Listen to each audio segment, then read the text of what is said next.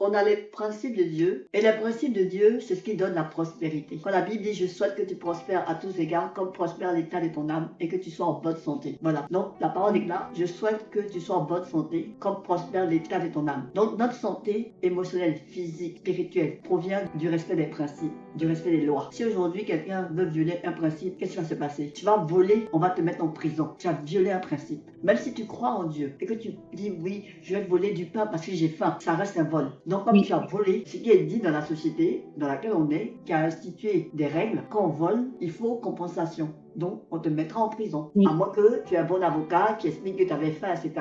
Mais, toujours est-il que pour que tu sois en paix et que tu sois en bonne santé, dans ton mental, dans tes émotions, il faut respecter les principes. Tu ne manges pas bien, tu violes le principe de l'équilibre alimentaire. Même si tu crois en Dieu et que tu pries et que tu as la présence de Dieu et que tu peux chasser les démons, mais si tu n'as pas respecté le principe de prendre soin de ton corps, de bien le nourrir, de te reposer, de dormir, etc., tu as violé les lois qui te disent comment prendre soin de ton corps. Qu'est-ce qui va se passer? Demain, ton corps risque d'avoir des maladies incurables. Tu vas implorer la miséricorde de Dieu et la grâce de Dieu et la bonté de Dieu. C'est pour ça que dans la vie, il y a deux choses qui conduisent la vie de l'être humain. Il y a la présence de Dieu. La prière va te permettre de recevoir la présence de Dieu. Maintenant, les principes, c'est ce qui va te permettre d'être bien, d'être en bonne santé et de prospérer. Donc, les principes, c'est ce que je t'ai cité. Donc, aujourd'hui, beaucoup de gens croient en Dieu. Ils vont se lever, ils vont faire des prières. Et malheureusement, dans le côté du respect des principes, ils n'y sont pas du tout. Alors que quand tu lis la Bible, ce que Dieu appelle justice de Dieu, la justice de Dieu parle des principes. Donc Dieu, il est d'accord avec les principes. Parfois, tu es là, tu déposes ce verre ici, tu dis, bon, moi, je ne veux pas mettre ça sur la table, je vais le laisser comme ça. Mais tu le lâches, il va tomber. Parce que tu as donné la loi de la pesanteur. Il y a des choses,